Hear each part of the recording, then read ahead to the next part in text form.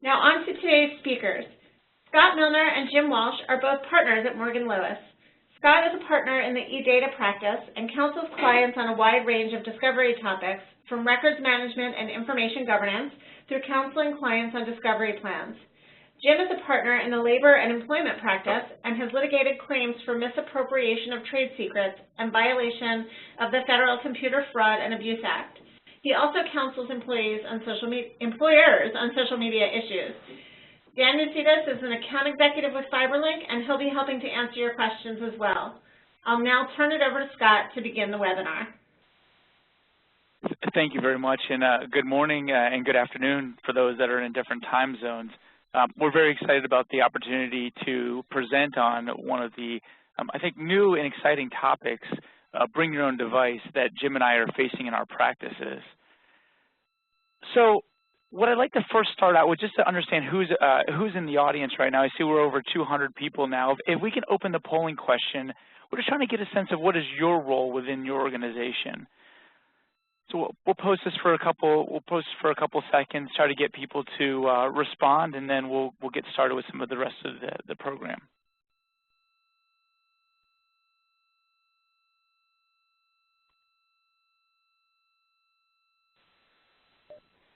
Scott, it looks like as the time is running out, we have most people, close to 60%, answering a technical person figuring out how to control your data, with about 6% answering a lawyer who cannot sleep at night dealing with another source of discoverable information. And let's see, about 13% are managers looking for ways to improve efficiency. And here we go. You should be able to see the poll results now. Excellent. So I think Jim and I fall into category A. So we're I guess, a little bit in the minority here, but it's good to know a little bit about who is on the audience. And I have one more polling question before we get into some of the substance. We just like to know, why are people attending this webinar? So we can open this one for a couple of seconds again. That would be great, just to understand why you're here.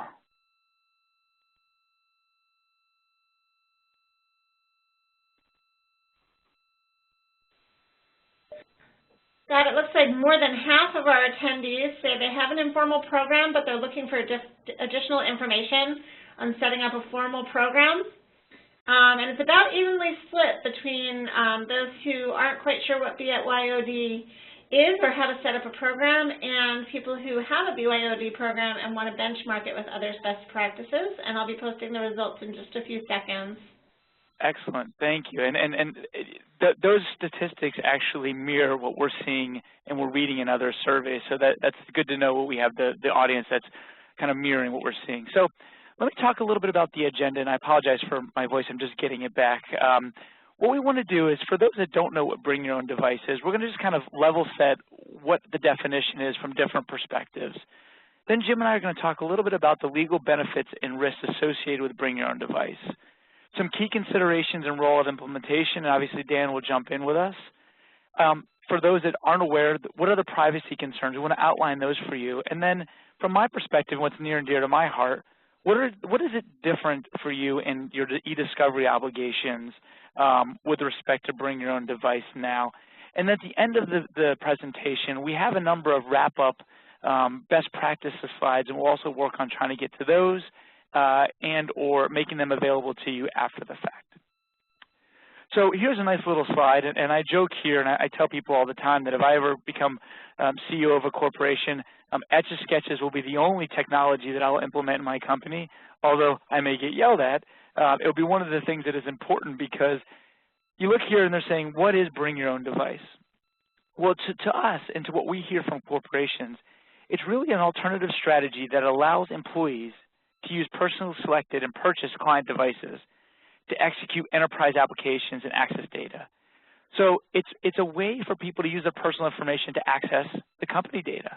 That's probably the easiest way to put it. And there's several types of programs, including a mandatory BYOD program, meaning you're forcing folks that want to have access to your data to use their own personal device, or a voluntary where you're saying, we're going to supply devices to you, or if you want to access your device, you can do that as well. So why BYOD? And again, looking at the key 5 factors we see is companies are looking at ways to control costs. I know even as a law firm here, we look at ways of how do we save money? Why do we want to be in the cell phone business? And so one of the things that we're looking at is how do we control costs? And is there a way that we're able to control the cost by implementing BYOD? Employee morale, improve employee productivity and efficiency, and I kind of somewhat lump these together. There's some interesting metrics out there. There's a couple studies, both by Dell and Cisco, that talk about that 70% of the companies that believe BYOD can improve their work process and help, I think, gain more traction from their employees, and that 59% that they would actually believe that actually have a competitive disadvantage without some sort of BYOD program. And then if you look at a couple other places, they're saying that for those that don't have BYOD, they're actually seeing a decline in the number of people applying to their positions, and they're actually putting themselves at a competitive disadvantages for gaining talent. And then one of the other, I think, key metrics on the actual productivity, Cisco actually had an analysis that said that you can get an extra 81 minutes of productive time per week with a BYOD program. For me, one of the biggest reasons I started to get rid of my 2 devices is the 2-pocket program. My wife kept yelling at me, why are you carrying 2 different devices at all times everywhere you go? 2 chargers, 2 other things. So it's one of the important things that we were looking at and why BYOD is important. And then as we saw in this one, many people have an informal program, but they're now looking to have a bit more formality around the work that they're allowing their employees to access their company servers through their personal devices. It's really becoming the norm, and it's here to stay. Over 60% of employees use personal devices already. By 2014, 350 million employee-owned devices will be in the enterprise. And then by 2017, half of employers will require BYOD. So again, moving from a voluntary program to a mandatory program, by 2017, more than 50% of employers will require it. So when will organizations switch? And I like the graph here. You can see right now into 2020, companies that have no BYOD, some that have the mixed, and then some that will have all. And you can see the trend is moving to all BYOD. So, the question to ask yourself is, where are you in this graph, and where do you expect to be in the next several years? So one more poll question, and we're going just for the team here is, what are the main challenges you face with Bring Your Own Device, especially those that have already implemented either into a formal or informal program?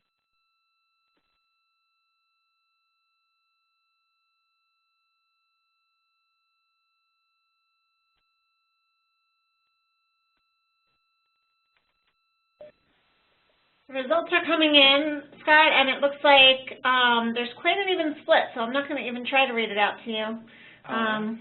When the time runs down, I'll post them up so you can see. Excellent. All right. So I apologize. It's not actually popping up on my screen, but I could tell you from looking at the metrics, it is also an evenly split in the market. The largest percentage that we're seeing is the securely connecting employee devices, dealing with secure, and here we go, thank you very much. And that actually, sure. that's right here, 49% here. And the other 49% is actually establishing a corporate policy on acceptable use. And ironically enough, that was third in one of the national surveys we saw, with number 2 being ensuring mobile device security, which actually is the number 1 from this polling place. So I'm going to turn over to Jim. Jim's actually going to walk now through some of the risks associated with Bring Your Own Device and give some best practices throughout. Thanks, Scott.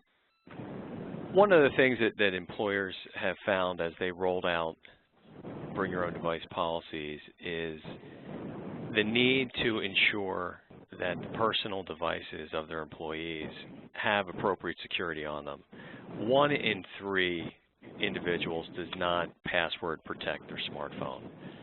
That's simply unacceptable when there is business information that is stored on that cell phone. Fewer than 1 in 20 smartphones and tablets have any type of third-party security software installed. And companies are just coming to deal with these types of issues. And so one of the benefits of rolling out a complete BYOD program is the opportunity to think about the types of information that the employer will allow the employee to store on the smartphone or the tablet or some other device, and then what type of security best protects that information, and then how to roll out that security. So here at Morgan Lewis, we have several different ways of doing that, including our own mobile device management software that installs profiles that requires us to, for instance, set a personal password for the smartphone, requires that if the smartphone is not attended for 1 minute, that it goes into password protected mode. We are not permitted to use any of the other time periods for non-use. And Dan, you probably have a couple of points that you'd like to make on this. Yeah, sure, Jim. It's interesting when we, and again, I'm an account executive here with Mass 360. When we first have initial conversations with many organizations in regards to BYOD, it's interesting that most organizations are aware that unmanaged or unaccounted for devices are accessing enterprise information, and they're just really coming to terms of identifying what devices those are. And so mobile device management industry-leading solutions such as Mass 360 offer a few things for peace of mind instantaneously. And the one item that jumps out to me on this slide is that the fact that less than 10% of companies are fully aware of the devices accessing their network. So again, Mass 360 and other industry-leading MDM solutions can give organizations instant visibility into all of the devices that contain or have accessed that enterprise information. So instant visibility will offer a tremendous amount of peace of mind, I assure everybody. And then again, just to reiterate, Jim, what you had mentioned, the most basic level, the first level of defense on these BYOD devices has to be a passcode. There are many ways to ensure passcodes are being enforced.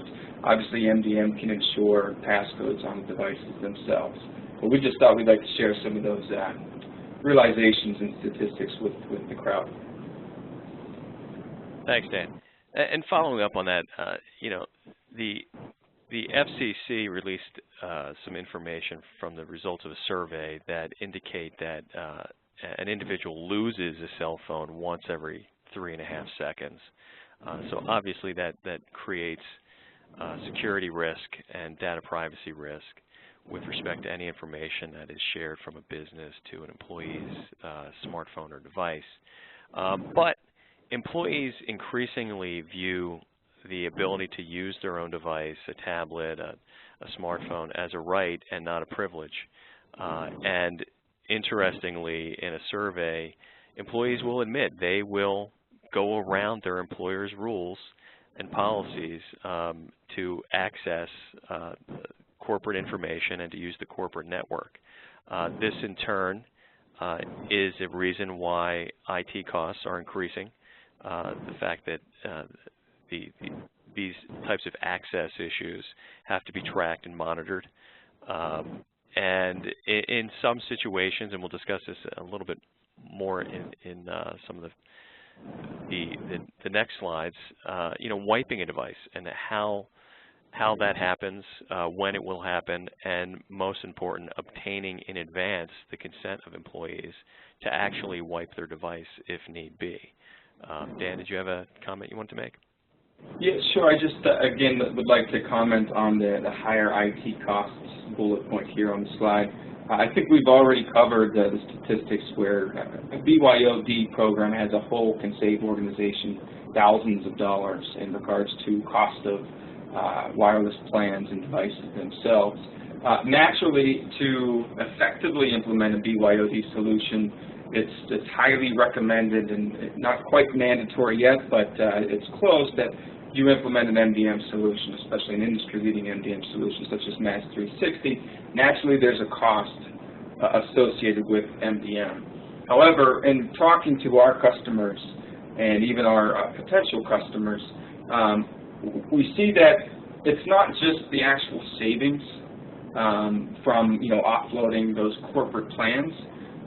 That's appreciated. It's also it's a sigh of relief from IT. MDM offers a tremendous amount of productivity for IT administration to centrally manage these devices, to secure the information quickly and effectively. So from a cost perspective, naturally there is a cost of an MDM cost for implementing BYOD, but far outweighing that minimal cost is the savings from the enablement of BYOD, but also from the productivity increase for IT administration.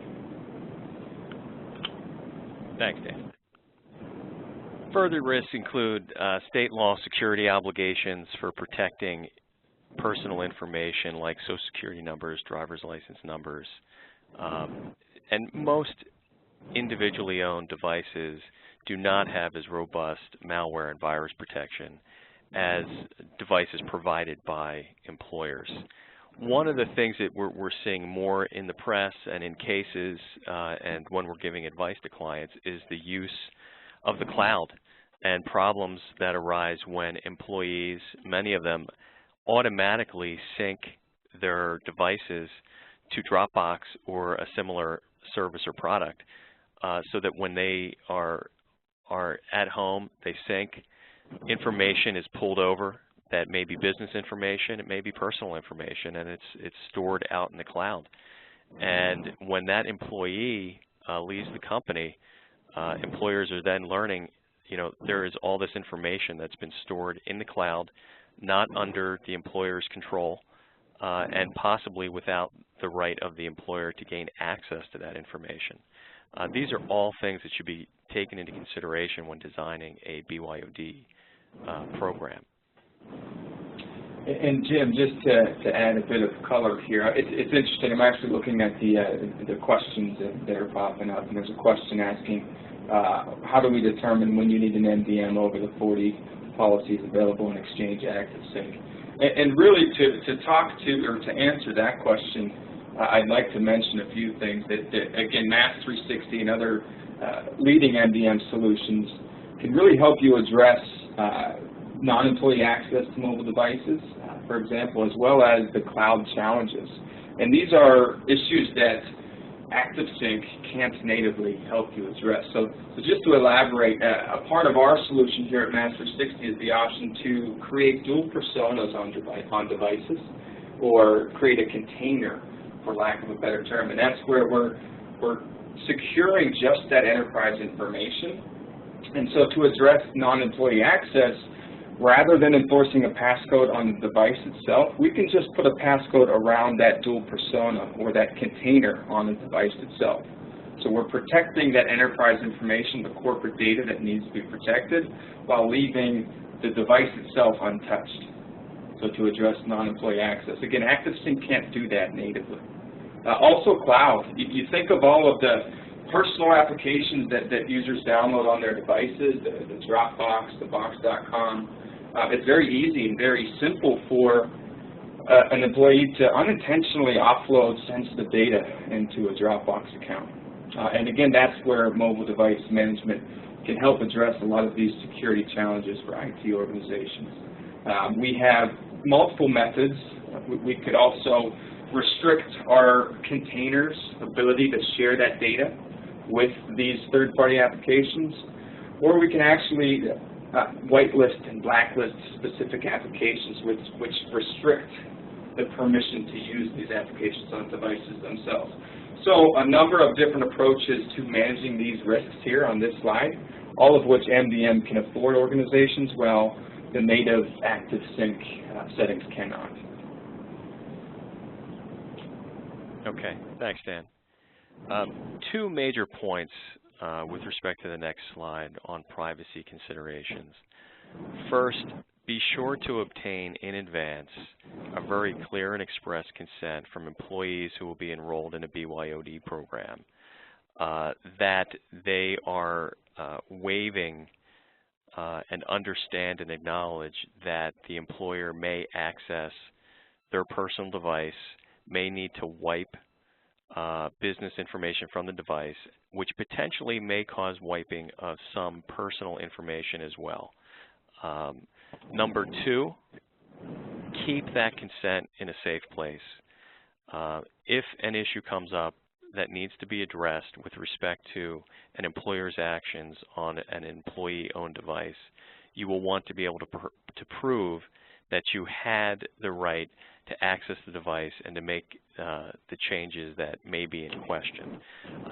One of the reasons that that's so important is various state laws provide for rights of privacy, either in common law through cases, or as in California, its Constitution specifies a right of privacy for employees. There are federal laws like the Computer Fraud and Abuse Act, through which there can be liability for a person who accesses somebody else's device without proper authorization.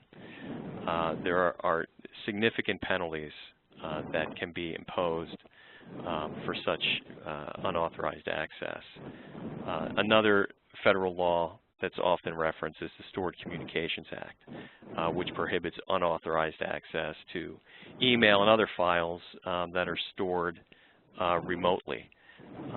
And for instance, if you have an employee who has left your employee and on their laptop they were accessing their personal email accounts, and perhaps they've saved their password and username on the laptop, you should in no way access that information, as it may trigger the Stored Communications Act and liability under that act. And Jim, if you don't mind, if I could just add a bit here. When we work with organizations in regards to enabling BYOD, one of the first things we encourage everybody to do is to really, again, come up with that BYOD policy first. It's interesting, Mass 360 publishes a number of white papers. One of our most popular white papers that's been downloaded thousands of times is one we call the 10 Commandments of BYOD. And the first commandment on that paper is, again, to have that written policy that clearly defines the rules and the expectations for users bringing their personal devices into the organization. With our solution here at Mass 360, we actually can give organizations the option to, once they've created that BYOD policy, to then upload that policy into our solution so that when a user does enroll their device to gain access to email and Wi-Fi and applications and documents, a part of that enrollment process is the requirement that they formally accept that written BYOD policy. So we can help organizations get an additional layer of confirmation that employees are agreeing to the rules and restrictions and expectations in place for BYOD. Sorry, Jim, I just wanted to throw that in. No, that's an important point, Dan, and certainly having obtaining more than one consent is preferable, so long as the language in the consent is consistent. Sorry, I flip past this. So as an example, the Brooks v. AM Resorts case is a fairly recent case that implicated both the Computer Fraud and Abuse Act and the Stored Communications Act. And in a nutshell, after an employee left employment, the employer used the employee's individual personal email account to access some information, and the employee brought a claim. Now, part of the claim was dismissed by the court, the Computer Fraud and Abuse Act claim, because the employee could not meet the statutory elements of the claim, including he could not demonstrate $5,000 worth of loss. But certain claims were allowed to go forward, including a Stored Communications Act claim, because the court found that the employer had accessed emails that had not been opened by the employee and therefore fell within the protections of the Stored Communications Act. Technical considerations, and these are obviously considerations from a technical standpoint, but they have an impact on the legal position of the company, particularly what happens when a lawsuit is filed and the federal rules and state rules of civil procedure are implicated, which mandate that employers preserve all relevant evidence, which includes evidence that may be on an employee's personal device. Certain security settings obviously have to be considered, including password protection, encryption, auto-sync, restrictions on where on the device the employees can store data, if at all. Who are different users in the company treated differently. So there are different advanced connectivity tools that I'm sure Dan can talk about that allow certain individuals in the company to access more data or different types of data than others. Tracking and the ability to remote wipe the devices is important. When sitting down with a witness or a client to stake out what information needs to be preserved, all of these questions have to be answered. Who has access? What type of access do they have?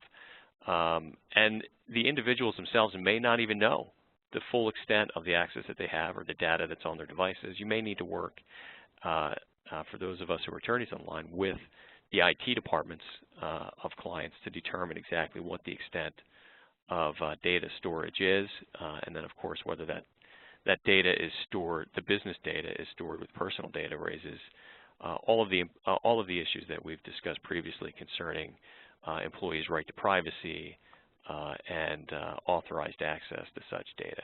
Dan, did you want to make any comments before I throw it back over to Scott? Just a quick comment from a technical standpoint. Obviously, MDM or mobile device management is able to create different policies and assign those policies to different users or groups of users. So the technical ability is there. Whether or not you take advantage of that is certainly an option for the organizations. There's a lot of beneficial use cases that Mass 360 can share with organizations as to where this makes sense from an access standpoint.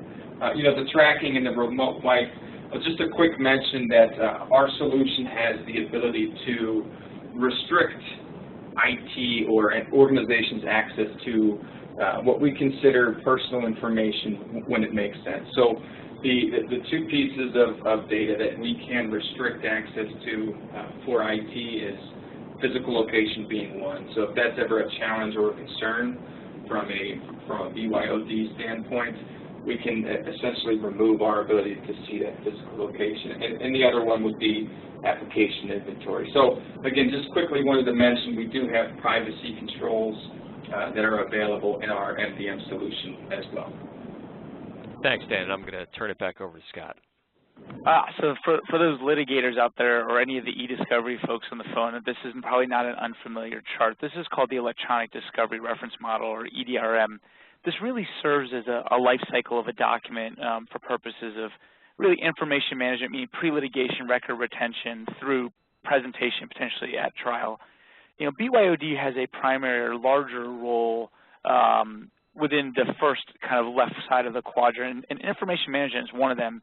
It's important to address BYOD in your information management or information governance policies, because if you're allowing companies to store business capital R records on these devices, and that device can be mobile device, it could be personal laptop, it could be a tablet, it could be home computers. So you have to remember that if people can store data outside the firewall and the network, you have to put something in place, and information management is one of the first places. So employees' personal data on personal devices. So back in the day, there was a clear separation in the courts about personal devices are personal, business communications are business, and that with the kind of growing trend of BYOD, courts are being more willing to allow companies to seek information from personal devices. And so the question we always have to ask ourselves is, consider whether the data is unique or relevant on those devices. So if you have an MDM solution, or you have some policy and restrictions against information where they can store it, you may not even have to worry. It may not change your current discovery plan, but most companies don't have that level of sophistication or detail on their program yet. So still questions that you have to ask. Getting into that first phase, data identification, we talked a little bit about, Jim talked about importance of maintaining, the list of access and devices that have access to your information. And when you're talking to employees, making sure you're asking whether information on those devices may be subject to the legal retention and legal preservation obligations. People always ask me, so what are the cases saying? And I think we saw some questions about, we get, I think everybody recognizes that an iPhone and a tablet is something that's important for BYOD, but what about other things? So here's a couple of lines of cases, and these are all throughout the country, including the Southern District of New York, the District of South Carolina, the Southern District of California, and the Eastern District of Maryland, or Michigan, where they talk about what is the employer's responsibility for personal devices. So in the first one, you see an employer was responsible for employees' deletion of emails, text messages, and Skype messages from their personal device. In the other case, in the case out of the District of South Carolina, the court actually required inspection of home computers when employees use home computers for work and were not issued a company laptop. So for any of the technical people that are not giving laptops and either giving iPads or allowing people to connect with their personal computer, the courts are becoming clear that that is still within your possession, custody, or control, and therefore a source of information for discovery. In a case in the Southern District of California, the court found that spoliation had occurred and the employer was responsible when an employee deleted material from his home computer when the company knew and was aware of information that being stored outside of their systems. And then the last case, again, was employer responsible for employees' deletion of relevant emails from their personal email account. So again, somebody had a Gmail, AOL, Yahoo account, and it was subject to discovery. They didn't put their appropriate preservation measures in place. There was some issue for the employer and what their responsibility in preserving those data. So what are some of the steps for you litigators and kind of your considerations for dealing with BYOD? Make sure your legal hold or your litigation hold memos take into account the BYOD program you have in place. So if you have, you're allowing people to store data on their personal computer, make sure you list that as a source they have to be looking at for preserving data. For the type of cases, think about what the method of preservation is. Do you allow the company or the employee to preserve everything in place, or for certain data sources, do you actually go ahead and collect the data so you avoid information being inadvertently destroyed because it's on their personal computer? So I'm a custodian in litigation A. I know it's a bet the company case, and I may make the decision, instead of telling the company, that person to preserve it, I may say, I'm just going to go collect that personal computer and work with either my MDM software or work with the employee to identify any company records on that computer. And then what are the risks of spoliation? And again, spoliation, if I look at it, spoliation really is about 50% of the cases where companies are getting sanctioned for discovery violations. 50% of them are because of spoliation. So some of the considerations are thinking about how certain types of data is destroyed automatically. I know my call log only lasts for so long on my phone, and that could be relevant. My text messages may leave. My pictures may overwrite if I run out of data. So things like that that may be considered spoliation if they're subject to your preservation obligations. And another big one, that second bullet point, employees subject to a legal hold, if they leave, if they lose their phone, if they destroy their phone, if they upgrade their device, depending on the steps they're taking and what you as a company have instituted with the BYOD program, there could be some inadvertent spoliation going on. I mean, I read a number, and I think Jim alluded to this, the 3.5 seconds. I read a number just in New York City alone. I think it was 60,000 mobile phones get lost in cabs every year, I believe. It's just astronomical. And if you have data that's relevant to litigation there, that could be considered spoliation. After you preserve the data, then you actually have to start collecting the information.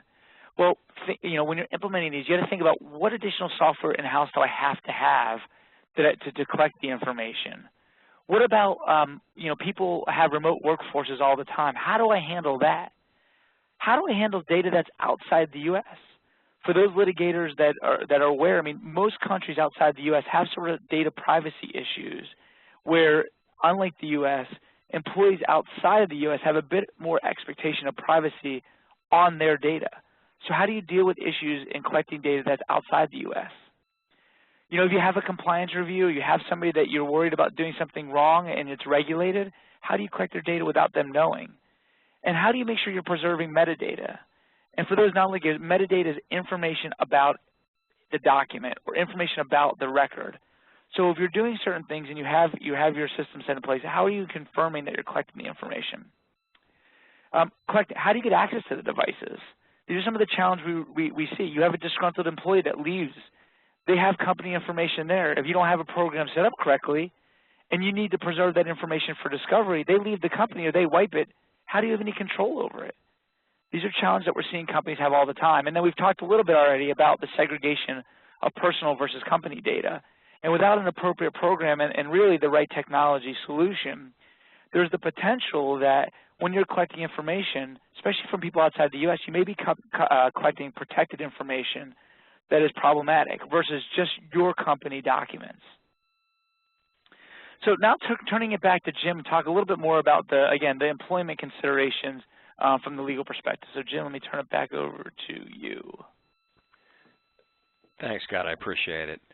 So when a BYOD program is rolled out and employees are using their smartphones or other devices, which may include laptops, for work and personal reasons, you know, the lines of distinction between what is work and what's personal can become blurred.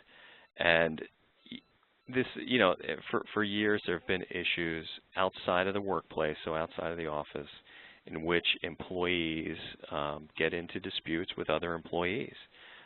When the employees are now using perhaps the company's email system on their personal email or their personal phones or laptops, it doesn't change the fact that there's an impact in the workplace. And depending on the situation, an employer may have an obligation to investigate an employee's use of their personal device along the same lines as they would if an employee were found to be harassing another employee using an employer's company-provided computer.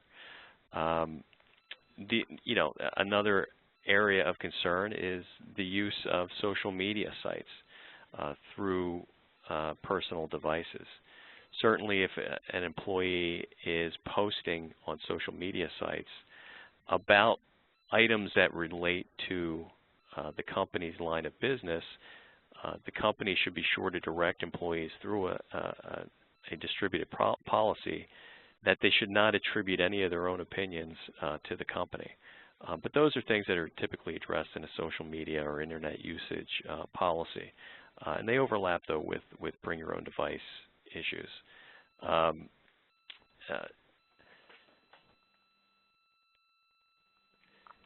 You know, so as an example of the blurring of the lines, in a case called Espinoza v.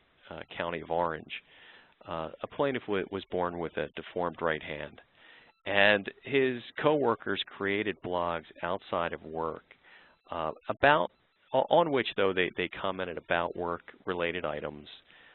Some individuals identified themselves by name, others posted anonymously. And certain of the posts became very vicious and inappropriate with respect to the plaintiff's disability. The employer at trial attempted to defend its actions by saying, hey, this is all work that occurred outside of the workplace.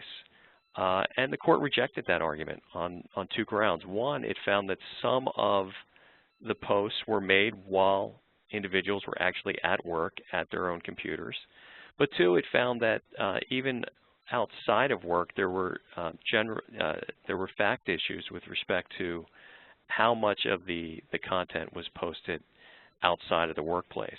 I think an important question that this case raises is if an employer permits employees to use the employer systems on their own device, and employees then use that device to harass an employee, is it relevant that it happens outside the office as opposed to inside the office?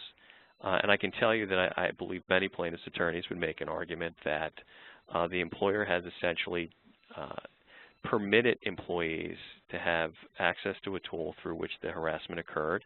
Even though that tool is a personally owned device, the employer then has taken on a responsibility to investigate and remediate any alleged harassment. In terms of discrimination, disparate treatment refers to cases in which an employer intentionally discriminates against an individual.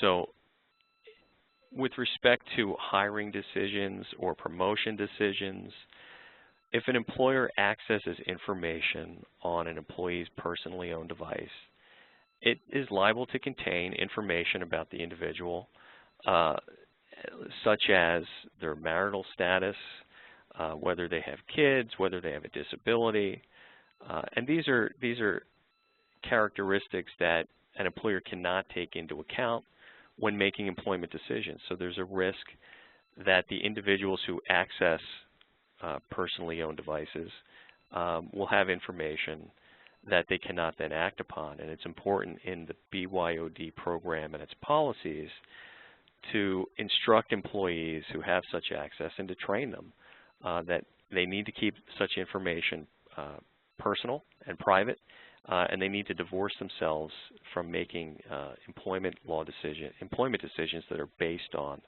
such information. BYOD programs also raise wage and hour issues. Some individuals have been posting questions about how does a BYOD program interact with independent contractors. That's a very important question, because if you roll out your BYOD program to employees as well as to independent contractors, it's a consideration for a court if an independent contractor sues and claims that he or she is actually an employee. The access to the employer's data can then become an issue, and it can be an indicator that a person is closer to being an employee than to being an independent contractor. These are all important considerations to take into account, because it may be, again, based on the circumstances of your BYOD program, based on what the contractor actually needs, based on what other access might be available, an employer may decide not to include independent contractors at all in the BYOD program. If they are able to limit the type of access and demonstrate that this is essential information through which the independent contractor cannot otherwise perform their duties, but there are enough other factors weighing in favor of a finding of an independent contractor status, that then it may be that an employer will decide to roll out the BYOD program in some situations to contractors. But it all has to be considered very specifically with regard to the facts at hand. And it's unfortunately not a topic that can be resolved or in a webinar or through a Q&A session on a webinar. But with respect to employees, there are a whole host of issues, from if your non-exempt employees have access to company data on their own devices, have they been instructed not to use those devices off hours? And have they been instructed, if a manager has instructed them to work off hours, that they report and they log all of the hours that they work so that they can be appropriately paid. You also have to consider whether employees will claim that they are missing meal breaks or rest breaks. And you also may need to consider whether your telecommuter policy overlaps or takes into consideration these same types of issues.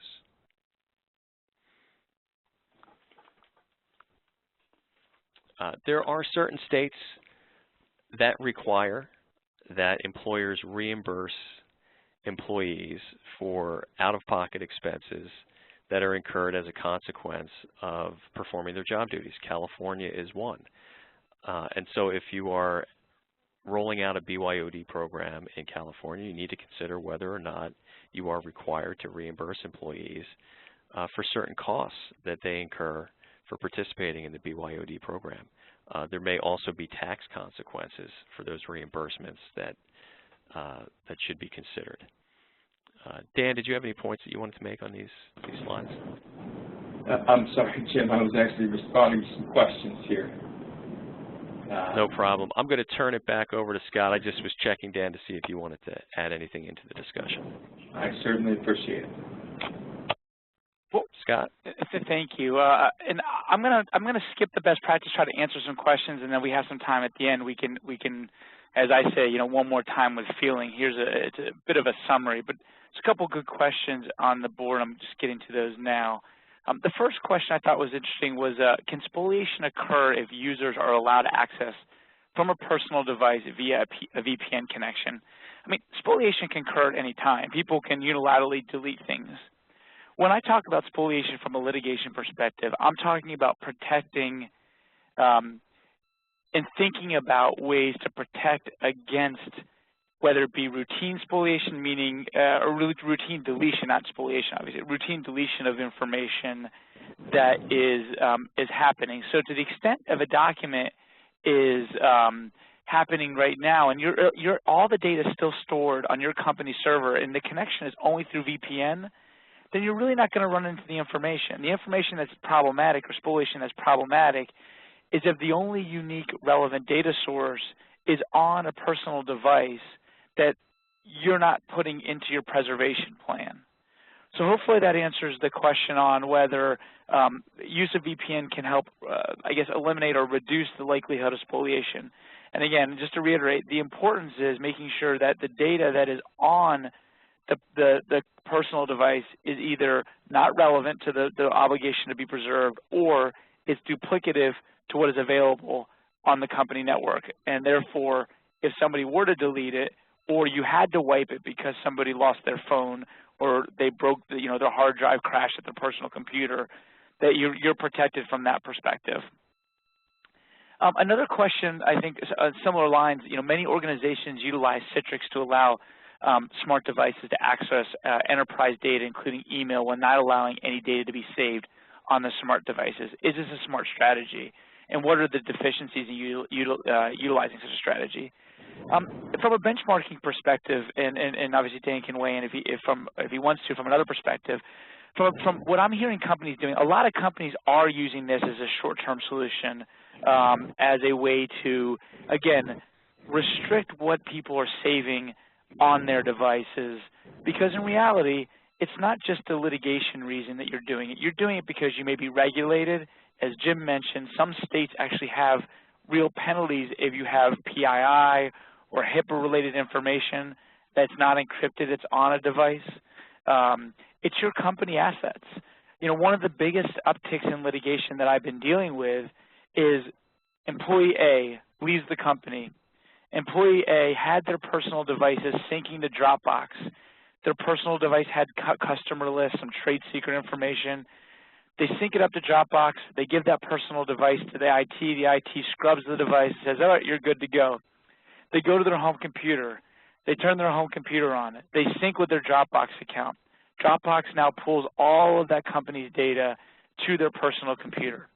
Whether it was malicious or not, still company information that you did not intend to leave the company. So we've been representing a number of companies for people that have left the company with personal devices, moving up to Dropbox or other cloud storage, and then moving it to personal devices later.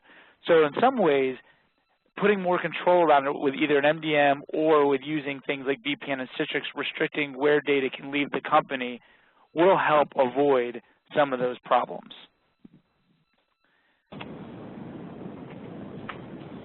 And I think just to add to that question, I think the final part was what are the deficiencies in utilizing such a strategy.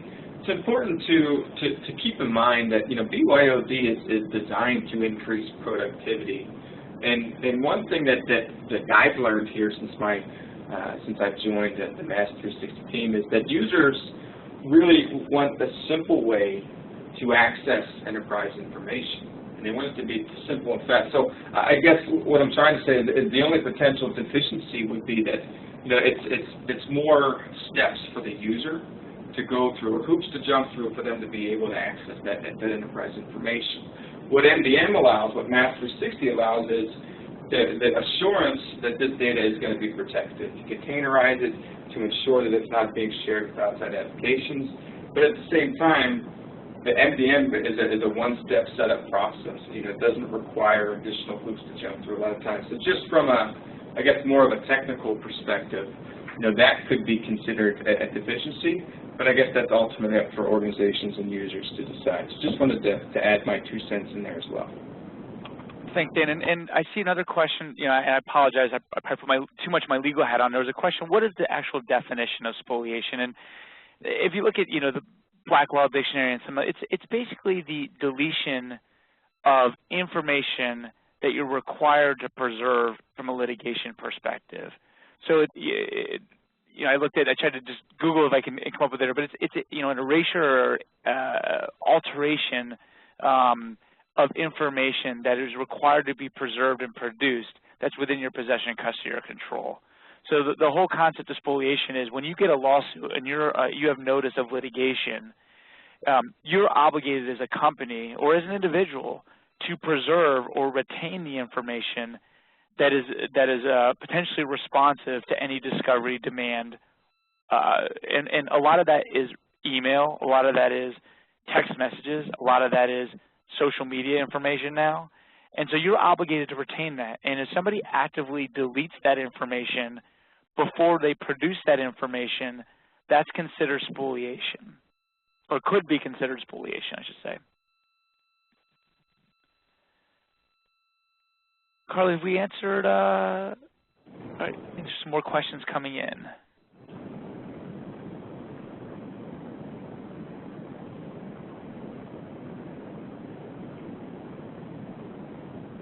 I'm just trying to read through, make sure we've captured everything. It looks like a question just came in from Janice. Not being a legal person, what are the implications of BYOD if there aren't employees but contractors instead? More issues to consider or less? That's a great question, Janice. You're not the first person to ask a question about independent contractor status. And the answer is you may wind up with employees depending on the nature of the work and the other circumstances with respect to the type of work and the type of assignment that the independent contractors are performing. If there's a situation in which you've got an independent contractor who's on a short-term assignment, say of 3 months, and they are going to handle an issue where you are not going to give them a lot of direction. You will not control how they perform the work, which means that generally they would be found to be an independent contractor. Then giving them some form of access to a BYOD to enable them to get their work done will probably not lead to a conclusion that they are a common law employee. But if you change those facts around a little bit, the risks of a finding of an employee status as opposed to an independent contractor status, which has wage and hour implications and tax implications, the facts will dictate sort of how much additional risk there is. So if you change that around, it's now an independent contractor who's not on a 3-month assignment, but they've been working day in and day out at your establishment for a period of years. That you have a great degree or some degree of control over the manner and method in which they perform their work, and now you're also going to include them in a BYOD program. That starts to look a lot like an employee and not like an independent contractor. And so including them in a BYOD program would simply add to the factors that a court may weigh in determining independent contractor versus employee status. And in that case, it would weigh more in favor of employee status than contractor status. I think we have another question here from Greg.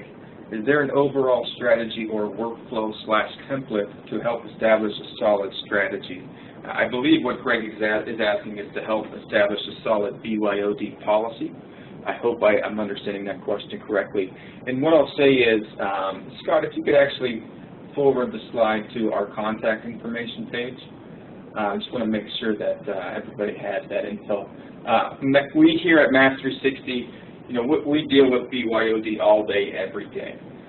So we do have resources here that I'd be glad to share with anybody interested that will help you, or at least get you started in regards to creating a robust BYOD policy. We have samples and we have templates, so if anybody has an interest, please shoot me a quick email. I'd be glad to share that information with anybody on the call.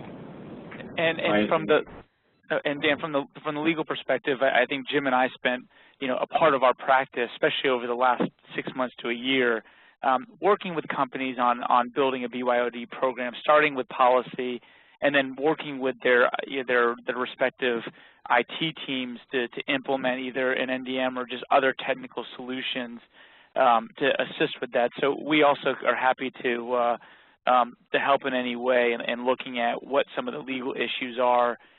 What are some of the must-haves in your policy? I mean, we've seen a whole host of policies that have some really good language and some really poor language, including I've seen a couple policies where I think the company put too much of the presumption on themselves that they have to take all these steps versus adding almost an unrebuttable and unrefusable consent by just participating in the program, that from a litigation perspective they've got to comply with things, and not really giving the rest of their corporate department like HR the appropriate information or guidance and questions to add to their exit interview. And just to go back to one slide on that issue, I think this one here is kind of important, is if you are rolling out a program, don't forget how it interplays with other policies. I've seen too many times where people forget to have the policies talk to each other and make sure that they're consistent, your code of business conduct and all that. And the other one I'm big on is the exit interview policy, especially because unless you're doing certain things that changes what you have, if you don't tell people what they're doing when they leave the company, you may be letting people leave with company assets. Whether they're subject to preservation or not, it's still company assets. Scott, I think we have pretty much come to the top of the hour, so thank you so much to both of you for taking so much time to answer all of these questions, and thank all of you for joining us. You will be receiving an email tomorrow that will provide you with access to the recording and slides for today's event so that you can review any material you missed or share it with others. You have our contact information on the screen before you, so if you have follow-up questions about Math 360, you can contact Dan, or legal questions for Scott and for Jim. And on behalf of our presenters, Scott Milner, Jim Walsh, and Dan Macedas, as well as all the folks at FiberLink, we hope you enjoyed today's presentation and have a productive and secure rest of your day.